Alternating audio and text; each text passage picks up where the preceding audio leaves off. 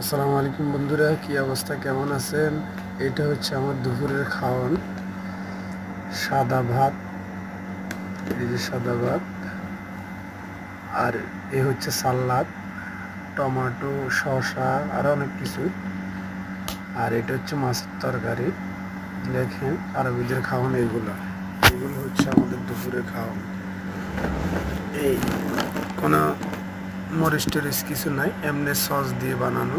এ হচ্ছে আমাদের দুপুরের খাওয়ান। কিছু করার নাই, খাইতে হবে।